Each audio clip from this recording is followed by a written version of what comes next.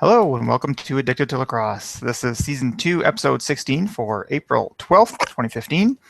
My name is Graeme Perro. With me today is Melissa Daphne. Tyler Fitch is not around today as he is off at the Garth Brooks concert. Hopefully joining us later is Ryan Zunner from the Big Z Lacrosse Network. He is having some technical issues, so he wasn't able to join us right away. So hopefully he'll be able to join sometime during the show and we can get his thoughts on what's going on in the NLL. If you're joining us live, you can head over to our Google Plus page and ask us some questions. There's a Q&A app running there. Any questions or comments that you have, we will address during the show. We're also available on Twitter at Lax Podcast, so you can send us messages there as well, and we'll get to them during the show. A few news items to discuss this week. One roster move, which was a little surprising. We had a record set last week. We have some playoff positions set and a couple that are still left. Only 3 weeks left in the regular season. And of course, there's 5-6 games this past weekend. So lots to talk about. Getting started, I guess we'll get to the roster thing first. This is a little surprising to me considering it happened after the free agent deadline, which means, I guess we'll get to what it was actually. Corey Conway was released by the Edmonton Rush, which is not terribly unsurprising given, actually, I think Teddy Jeter called this before the deadline because Edmonton acquired Matthew Dinsdale from Calgary. But the fact that they waited until after the deadline is a little surprising because now Conway is out for the season. He can't sign with anybody else, so he's done. So I was a little surprised that the Rush would wait to do that. I have it on some authority that there were some personality issues between Conway and Derek Keenan, and I don't know all the details. I don't want to get into too many of them because some of them are rumor and some of them may not be, and I don't know firsthand that this is true. But we'll just say that there were some personality issues with Conway and Keenan, and this might have been Keenan's way of saying, look, you do it the way I want you to do it, or you're out. And when I say out, I mean out, as in out for the season. So, yeah, I can't really comment too much more on that because I don't know for sure, but that's what I have heard. Do you know anything about that, Melissa? I have not heard anything about that. That actually came as a surprise because I didn't feel like Corey Conway wasn't not producing. It seemed like he was fitting in okay, so maybe if it was a personality thing, he is at least a solid of enough player. I can kind of see why they might wait until after the deadline because they wouldn't want to risk giving their opponents the chance to pick him up. But if they did pull an Al Davis and essentially benched him, for personality conflicts, wow, that's a different situation. It is. So, yeah, I imagine Conway's certainly a good enough player that it's not like we've seen the last of him in the league, so it just won't be this season. Moving on, Shawn Evans of the Calgary Roughnecks is now the single-season points record holder in the National Lacrosse League. He's now got 117 points this season, with 2 games left to go, passing John Grant's record of 116, which he did back in 2012. Oddly, Grant did that in only 14 games, 2 games shy of the regular season at the time because he missed a couple of games. And now Evans has broken the record 2 games shy of an 18-game season. So, I mean, it's hard to compare the two, and it's a little unfair when you look at what Evans is doing this year for a team that's in last place, or was in last place until recently. But his numbers are unbelievable this year. And then when you look at John Grant's 2012 season, he averaged almost a full point per game higher than what Evans is doing now. Now you could also say that Grant was on a team that was 11-5, whereas Evans is on a 5-11 team. So maybe he had a better supporting cast. Who knows? It's hard to compare. You can just say Evans is having a very, very good season, and maybe Grant had one of the best seasons ever. So, but congratulations to Shawn Evans. He's presumably going to add to that. It's not like they're going to healthy scratch him for the last 2. They're still in the playoff run. So So No, yeah, that's actually really interesting because the year that Grant broke the record, there was a lot of discussion on even if he did, was it fair that since Tavares had done it in 14 games, so if John Grant Jr. did it and it took more, should it have an asterisk next to it?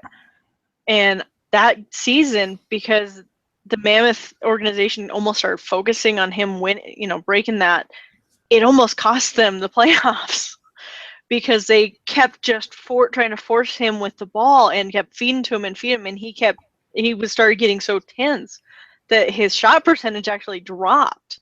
So if he wouldn't have had all that pressure, he actually might have broken it by a bigger margin. So it's kind of interesting to see Shawn Evans do it just a few years later when it took John Grant Jr. how long to break that record? I mean, that one stood for quite a while.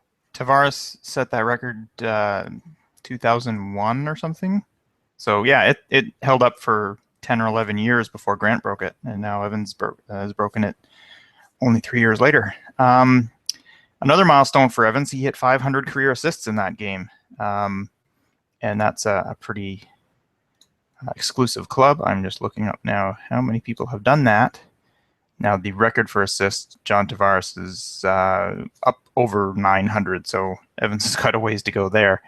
But there have only been 9 players, well, 10 now in NL history with 500 plus assists. So, sorry, there are 10. So there are 11 now. So he's got 500 and a few. He'll pass Lewis Ratcliffe likely next week. And then he's got Blaine Manning to catch up to at 526, which is next. But most of the people on that list, well, I guess about half the people on the list are still active. You got Dan Dawson up there, John Grant, Josh Sanderson, Colin Doyle, assuming he comes back next year, and John Tavares obviously is number 1. So he's in some pretty exclusive company. So good job to Evans. Playoff news. I guess Rochester clinched playoff spot this past weekend. I don't know if we had anybody else clinch a spot. We did have Minnesota officially eliminated. So we still have Buffalo and New England battling for the last spot in the East, and Vancouver and Calgary battling for the last spot in the West, because Edmonton and Colorado had already clinched, I believe. Now, Toronto has also clinched a home playoff date. Edmonton and Colorado have both done that. So I guess the third spot is going to be Vancouver or Calgary, and that may not be even decided until the last game of the season. So I mean, considering Calgary's horrible start, it's rather surprising that they're still in the playoff hunt, and that could be pretty darn deflating to the Vancouver Stealth, considering they started 3-3 and then 4-4 and then lost 6 straight. So, well, I mean, we all know once you're in the playoffs, anything can happen. So, could we see a team that started 0-6 win the championship? It's still possible, but they've got a bit of a road to climb before they can get there.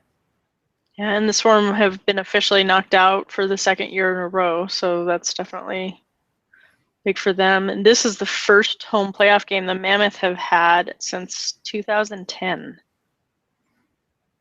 And we really haven't had that many home playoff games in general, so this will be fun.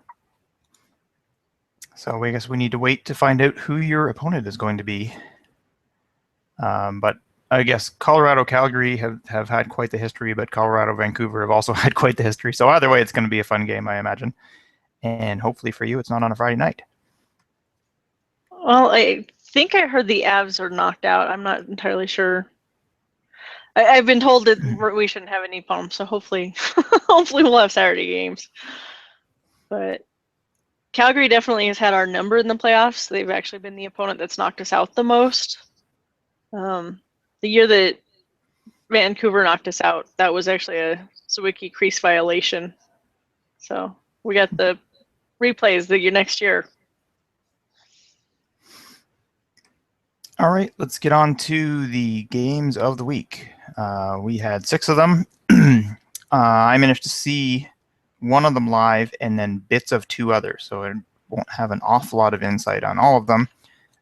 Melissa, I hope you have managed to see a couple of them at least. Yep.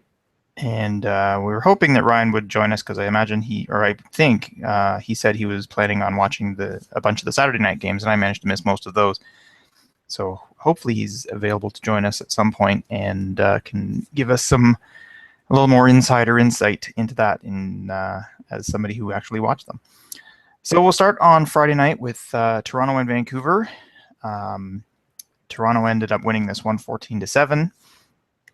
And one interesting note that I noticed this week, all of the losing teams managed to keep their goals scored to under 10, and that's the first time this year that that's happened. In fact, I think we had at least one game. Yeah, we had at least one game where the winning team was below 10. And that's happened a couple of times this year as well. It's also the third straight week that we had a team under 5. And Rochester has been involved in all 3 of those games, holding opponents to under 5 twice and actually scoring 3 once. Anyway, back to Toronto-Vancouver.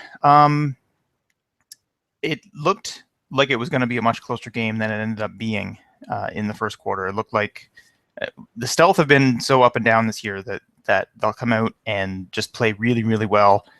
And that's kind of the Stealth that we were kind of expecting to see at the beginning of the season.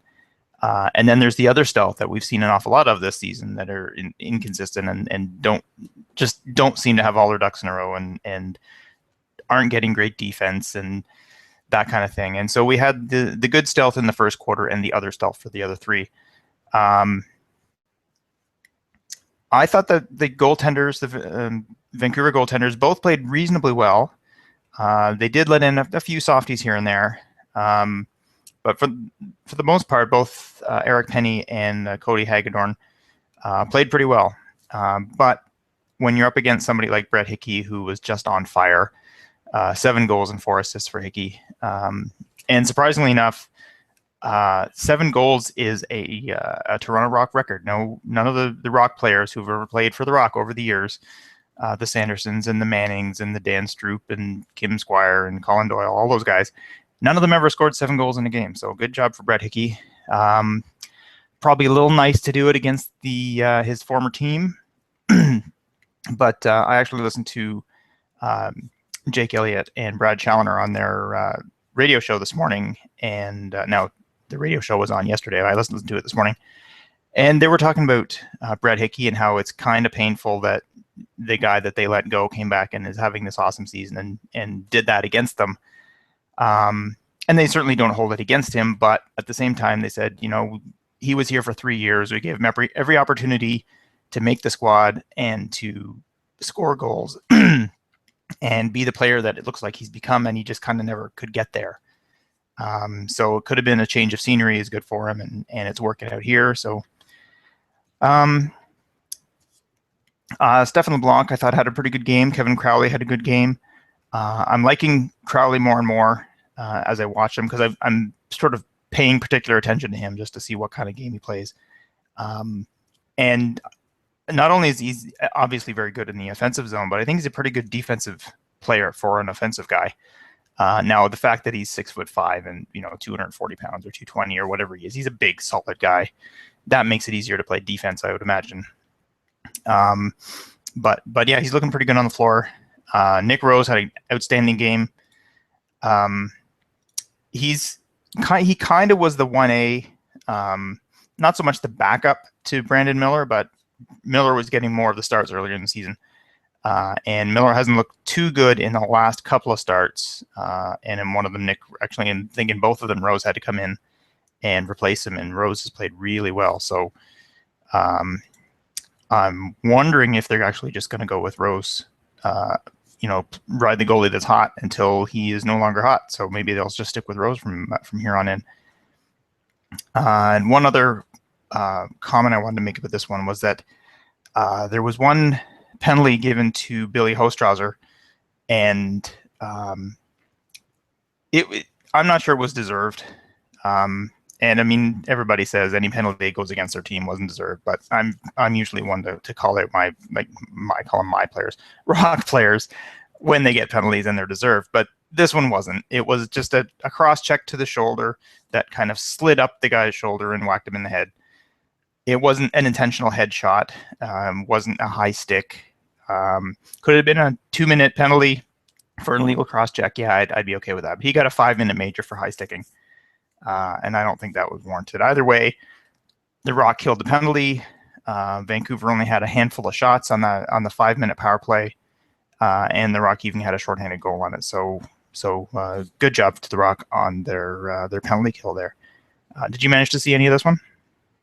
Unfortunately, I did not. This one was only on MLL Live. But it is interesting what you were saying about Brett Hickey, because that's usually the problem that the Mammoth have. The league is riddled with players that the Mammoth drafted or signed and didn't produce, and then they cut them, and then they do just phenomenal for whatever team picks them up. So it's very interesting to kind of see that same thing with another player. And I mean, 11 points on the night, even if it wasn't majority goals, 11 points is pretty big. I mean, they scored 14, so he was involved in almost every single goal the whole game, and 7 of those goals were actually his. So that is a huge impact. So yeah, if he didn't get first star, there's something wrong.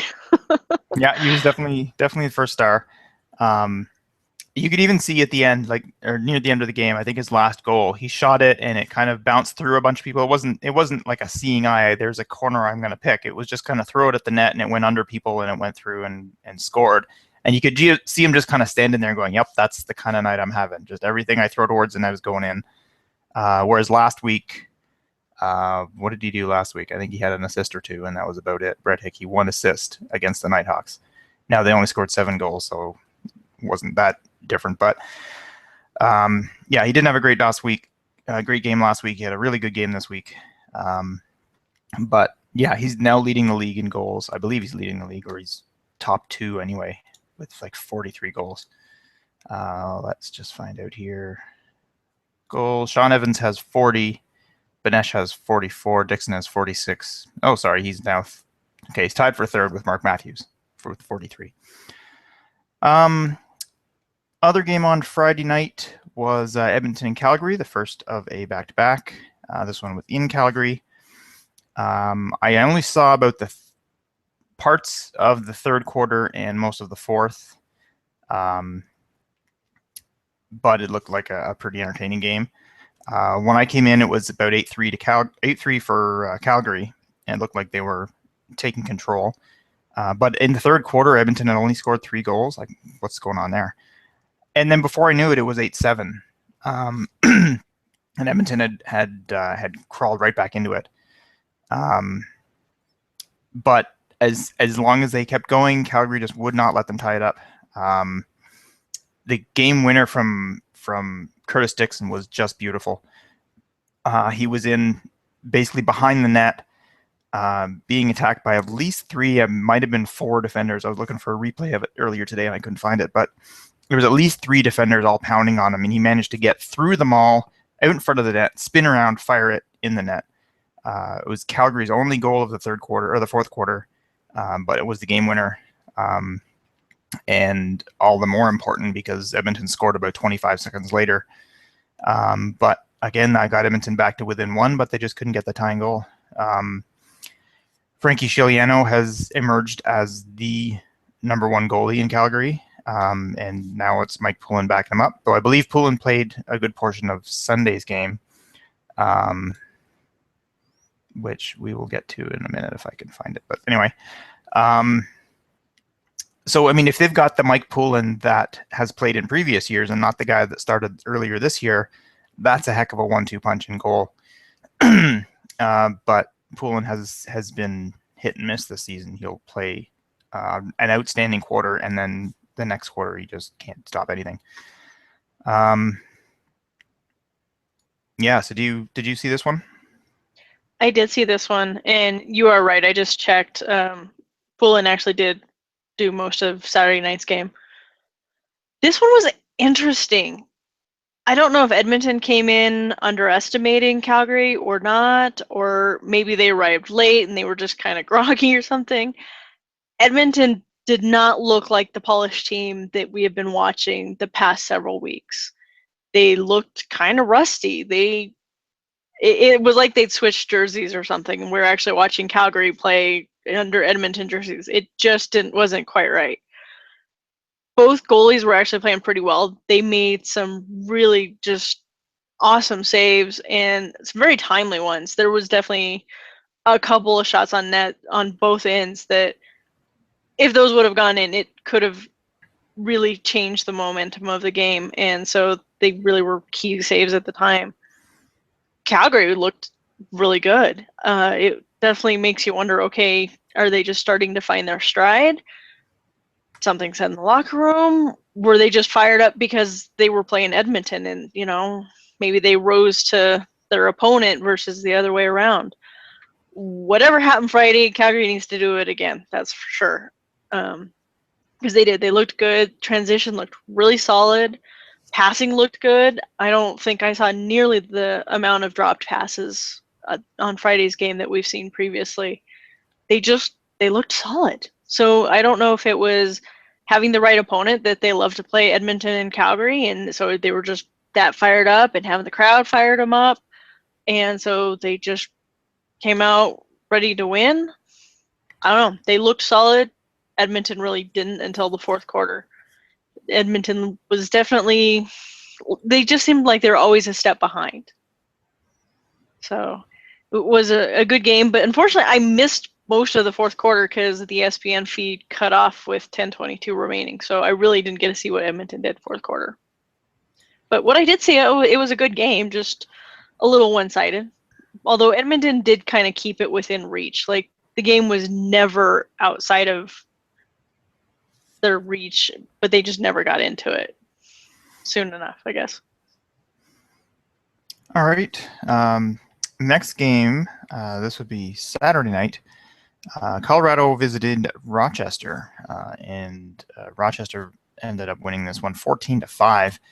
And it's not like we didn't know Rochester had good defense, but keeping Colorado to 5 goals is pretty impressive.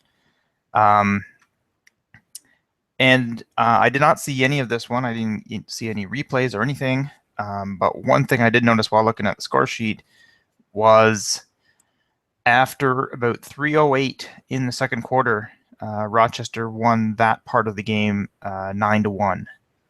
They went on a 9-game run, or 9-goal run, turning it from a 5-4 game into a 14-4 game before Colorado finally ended that run with their only goal of the second half, where Jeremy Noble scored with about 4 minutes left in the fourth. But that was by far too little too late. But the interesting thing there was the game-winning goal was the first of those 9. So, if they had scored that one goal and then none of the rest, they still would have won that game. So that's how dominating they were. Did you see this one? I did not see this one, and I'll be honest, I think I'm kind of glad. As bad as it is, I'm not wholly surprised by this result. I know Colorado has it in them to be good, but I haven't felt like they've actually been playing up to their potential, and I feel like they've been getting kind of cocky. So hopefully this is going to be a good reality check heading towards the playoffs, and they'll actually pull everything together. It's interesting that Jones only had 2 goals, and John Grant Jr. had only 1, and then Cam Flint and Jeremy Noble, who's definitely been having an impact, each only had 1. So they definitely kept some top offense to a very minimal amount. But this was Ward's first game back after 2 weeks. So maybe that threw off the team just a little bit. I don't know. It's really just it's one of those scores that you're like, wow, this is so one-sided. I think we've had a lot more of that this season than we've seen in previous seasons. It's really kind of strange. So I don't know if Rochester's just going on a hot streak and they're going to continue, or if we're just having a lot of teams that start off strong starting to slide. But I think this is going to be a good wake-up call for the Mammoth. I think they needed this. So as bad as it is, I'm actually kind of glad to see it. Well, if you're going to get hot at any point of the season, like the Nighthawks seem to be doing, now's probably the time. And we wondered in the last couple of weeks when Toronto went on a bit of a skid there, whether they had peaked early.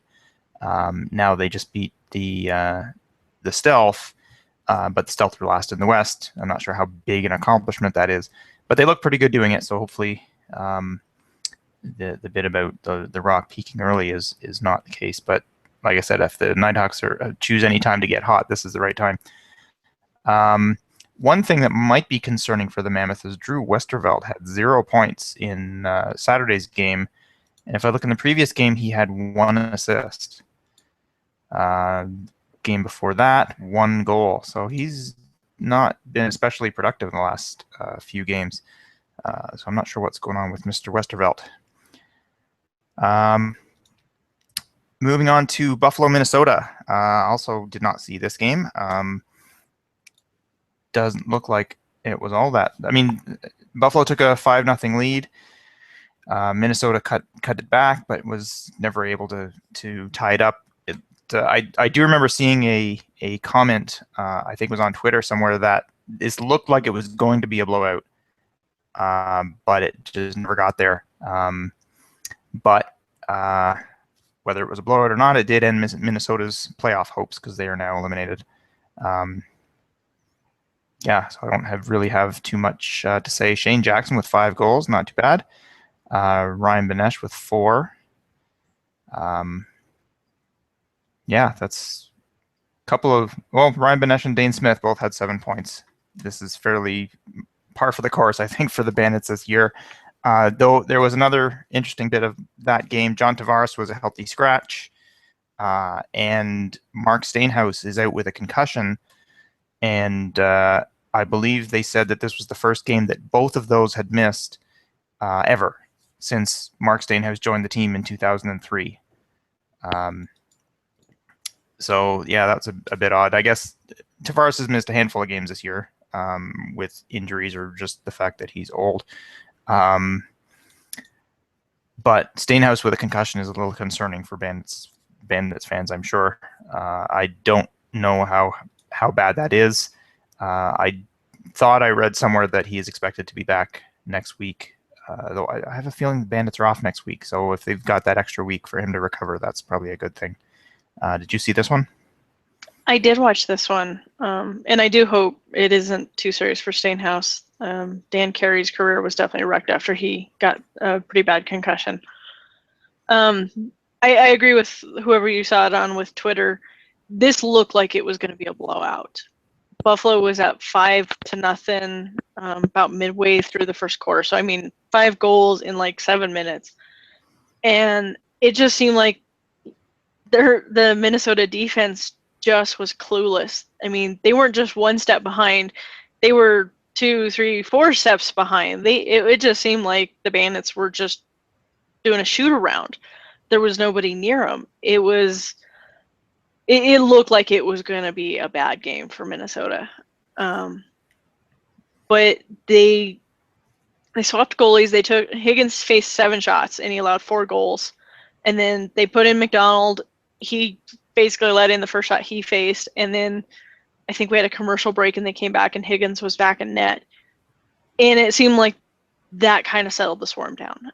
And so they went on a 3-goal run. And so this first quarter didn't end up nearly the way it started. It was a lot closer since it was just 2 goals. But it looked like Buffalo was just going to run away with this one. That, you know, it was going to be another 2 or 3 goal to the opponent game.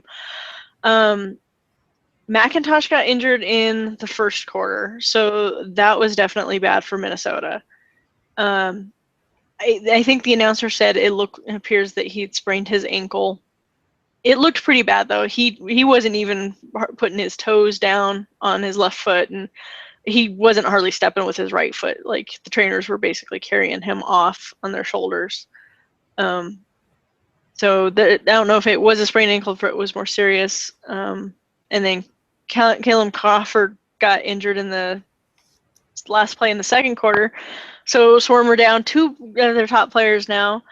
But But for some reason, I don't know if that fired them up, because they actually looked a lot more cohesive as a team in the second half. They'd already gotten so far behind that they couldn't do anything. But Cosmo, as usual, looked solid in that, and I think maybe towards the fourth quarter, the Swarm just kind of resigned themselves, and I mean, they scored 3 goals to Buffalo's 4, so it's not like it was ever really that close. But they definitely looked better towards the second half, a little more cohesive. But with some of the trades they've made, attendance looked pretty slim this past game. So I don't know how much impact that had. Attendance was just under 9,000, and I don't know what their attendance has been. Let's find out. The Swarm home average is just under 9,000, so pretty typical attendance numbers for the Swarm, which are not up in the Buffalo, Colorado, Calgary sort of range, but better than New England and better than Vancouver. So I suppose that's something.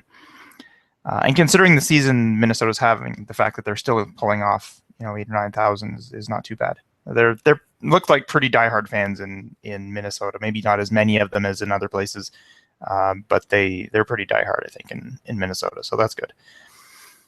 Next game is the rematch of Calgary and Edmonton. This time it was in Edmonton, and this time Edmonton pulled it off with an 11-9 to win over the Roughnecks. I didn't see this one either, but I did look over the score sheet a little bit. This is the game where Evans broke the record with 1 goal and 7 assists for 8 points, so he's up at 117 now. Still 2 games to play. I think he's still on pace for about 135 points. Dame Doby had 5 goals. In fact, all of the goals scored in the second half were Dane Doby's, except for 1 by Curtis Dixon, and Evans had assists on all of them.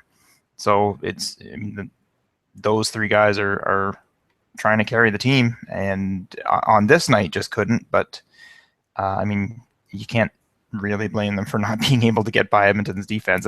You certainly can't blame them for not being able to do it 2 nights in a row. So kudos to them for doing it on Friday night. But looks like we got kind of the regular Edmonton rush back again. Whole ton of penalties in this game. I'm just looking them over now. I don't see one name popping up more than any other. Jeff Shattler got a couple. But yeah, it looked like it was spread over both teams. A lot of holding, a lot of roughing, a lot of slashing, but mostly in the second quarter, it looks like. So this might have been an interesting game to watch, but yeah, I don't have much else on this one, seeing as I didn't see it. How about you? Unfortunately, I wasn't able to watch this one either. This one was only on NL Live. Really disappointed, because I really wanted to watch the rematch. It was very interesting, because this was one that I had up on Point Street that we were watching while we were watching the Buffalo-Minnesota game. And it definitely, you had some gaps in the lead, but overall it seemed like it was pretty back and forth. It kind of makes you wonder if they would have gone with Chiliano instead of Poulin. Might the result have been different? Poulin, as we've discussed, has not been as solid in net as he has been in previous seasons. But this was definitely, it looked like this was another hard-fought game. And I think whenever you have these barn-to-barns, it just brings out a lot of rivalry and just a lot of intensity. So we kind of surmised that they might split the series, and so it definitely didn't surprise me that they did. But it looked, when you're watching it on Point Streak, it definitely looked like Calgary could have taken this if maybe they weren't just a little tired. Since I couldn't watch it, I don't know if it was a sleep issue or a exhaustion issue or anything like that. But it's definitely one I would have liked to have seen. I don't think the gap between the goals was really ever more than 4. So yeah, it was a pretty back and forth. Edmonton had a 5-goal lead for less than a minute, and everything else was under 4. The second half entirely was literally back and forth, and nobody had more than a goal in a row. So it was Calgary, Edmonton, Calgary, Edmonton, Calgary, Edmonton about 6 times. So every time Edmonton would get a 3-goal lead, Calgary would score to bring it back down to a 2-goal lead, but they couldn't get any closer. Edmonton couldn't put it away any further. So definitely a close game, and looked like it would have been an interesting one to watch. Final game of the weekend was this afternoon. Vancouver went all the way to Connecticut to take on the Black Wolves. The Vancouver Stealth had not won since the end of February, losing 6 in a row. But they were able to pull out a win here, 11-9 over the Black Wolves. Eric Penny got his first career win, so congrats to him. Tyler Richards was out. I think he was eligible to come back and play this game, but obviously didn't. Now he is recovering, I believe, from a concussion, so they certainly don't want to rush anybody back from that. I wasn't able to see this one either. It was a closer one than most of the others in that the game was tied as late as halftime. And I think this was the only game. Sorry, there's one other game that was tied at the very beginning of the second quarter, but all 4 of the 6 games were basically decided in the first quarter. This one was tied at halftime, like I said, and then Vancouver pulled away in the second half, but they only won by 2, so it would have been a pretty close second half. Again, there were a lot of penalties in this one. Vancouver had 3 different too many men penalties. Really? Come on, guys. That's not something you should be doing more than once. One of them was less than a minute into the game. How do you manage to do that? I don't understand. One other thing I wanted to ask your opinion about, Garrett Billings. He's now played 3 games this season as a member of the Black Wolves. He had a goal and 4 assists in his first game.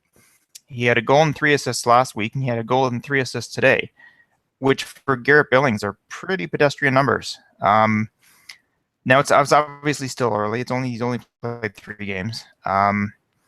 But you got to wonder, are the Black Wolves trying to limit his playing time so that they're not trying to overtax him just coming back from surgery? Maybe he's doing that himself, just saying, hey, just take it easy with me. I don't want to play as many minutes as I normally would because I'm just getting back into this, and I'll gradually increase that. Or is he just not the same player? I've only seen him play like half of one game on a streaming thing, so I haven't actually seen him live.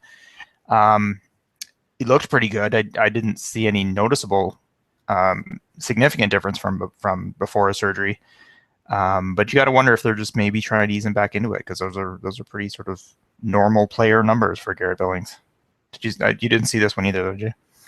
No, unfortunately, this one was on NL Live as well.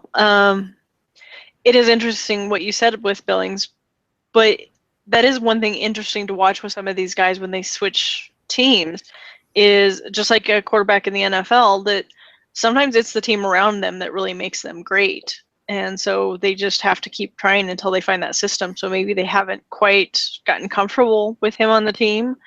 And so they're just still trying to find that right balance of who's going to be on the floor with him and things like that. Unfortunately, since I haven't seen any of the Toronto games, really, or not Toronto, the New England games, it's really hard to say, but it is very interesting to look at how important goaltending really was in this game, because New England had 68 shots on goal compared to Vancouver's 47. I mean, it's pretty rare, it seems, when a goalie's facing 60 shots in a game. So to be facing almost 70, and New England still couldn't quite put it in the net. You know, I don't know if they were just taking bad shots. I mean, if you're hitting the goalie in the chest every time, he's not going to have to work very hard, and you're not going to score. But it's just the fact that Vancouver happened to have a better third quarter is the only thing that won them this game when you look at the score sheet. So it's very interesting. Reese Dutch definitely seems to be struggling a little bit more this season than we've seen him previously. So I don't know what's going on there either. Vancouver's definitely been struggling. It'll be interesting to see if they get some momentum to build on after this game. New England, I'm still shocked. For as strong as New England started off, I mean, this is the team that we were all scratching our head at for the opposite reasons that we are now. They started out so strong, and to see them struggling and knowing how Vancouver struggled, it really was. It's kind of the battle of the bottom, and if you can't beat your other bottom opponent, then I guess your season's kind of written off. So Yeah, I hadn't noticed the number of shots, but you're right. Eric Penny faced 68 shots and still only allowed 9 goals. So not a bad performance by the rookie. So that's the games. We will now get to our predictions for the week, and we all had pretty good weeks. One of us a little bit better than the others. just a little bit. Just a little bit. Tyler and I were 4-2. We missed different games. The list is up here. So we all called Toronto. We all missed Calgary, Edmonton. I called Rochester, and Tyler thought Colorado would take it, so I got that one. But then I thought New England would win today, and he got the Vancouver call there. So we were 4-2, bringing me to 38-29. Tyler is now 36-31. And Melissa, you were 5-1 last week. Nicely done. You just missed the first Edmonton Calgary game. And it's kind of a bummer because I had a feeling Calgary was going to take that, but I, like you, hedged my bets. And you are now back up a game ahead of me at 39-28. I meant to look up how many games are left, but it's under 20, like 15 games left in the season. So 5 of we them only have 3 are more weeks. So yep. And 5 of them are next week. We do not have picks for Tyler because he was not able to get them done before we record. But we will make sure we get some picks for him during the week before the games are played. I guess I'll start with mine. New England, Toronto, got to go with the Rock. Number 1 team overall against a team fighting for their playoff spot. And honestly, I think they have a tougher fight than Buffalo. Where did I have the numbers up here? Buffalo are 8-7 with 3 games left. New England are 4-9 with 5 games left. So they're already 2 games back in the loss column. But they have 2 extra games to make up. But it looks like if Buffalo just keeps winning, then New England is out. So I'm going to go for the Rock there. Colorado, Rochester. Rochester looked pretty darn good against Colorado this past weekend. Like on the score sheet, like I said, I didn't see the game, but I got to go with Rochester there. Calgary, Minnesota. A few weeks ago, this would have been Battle of the Bottom, and I'm not sure who to pick. Minnesota is still down there. Calgary is not. I think technically they might actually still be in last place in the West, but they are a different team now than they were a few weeks ago. So I got to go with Calgary there. Colorado, Edmonton. Still got to go with Edmonton. Top team in the West for sure. Possibly top team in the league, the way they've been playing. Rochester, Vancouver. Sorry, Tyler, but I can't go for Vancouver, especially against the reigning champs who are playing really well of late. I got to go for the Nighthawks on that one. Melissa, what do you think? Well, my picks are almost identical. I'm going with Toronto over New England. As we just said, it would be hard to choose New England against anybody they're playing right now, except maybe Minnesota. With Rochester and Colorado, I'm actually going to go with my team for change. I'm going to pick Colorado. I think last week is going to have opened up their eyes a little bit, and they're going to come in fired up. And since they're playing in front of a home crowd, they're definitely not going to want to lose. So I think that's going to be a much closer game. So I think even if Colorado does lose that one, it's not going to be like it was this weekend. Calgary and Minnesota, I'm going to go with Calgary. They're on a bit of a hot streak. Minnesota's still struggling. Colorado and Edmonton, no, that wasn't an easy one. I'll pick Edmonton every time. Rochester and Vancouver, definitely Rochester. All right. I guess that will do it for this episode. AddictedToLacrosse.com is where you can find all our old shows. Excuse me. Feedback at addictedtolacrosse.com is where you can send your email for questions or comments or any other kind of feedback that you want to send us. We're also on Facebook, facebook.com/laxpodcast, and Twitter as well, laxpodcast. Follow us there. Unfortunately, Ryan was not able to join us tonight, so sorry that we didn't get to talk to him. And I hope Tyler is enjoying the concert. So that's it. This has been another episode of Addicted to Lacrosse. For Melissa, I'm Graeme. Thanks for watching, and we'll see you next week.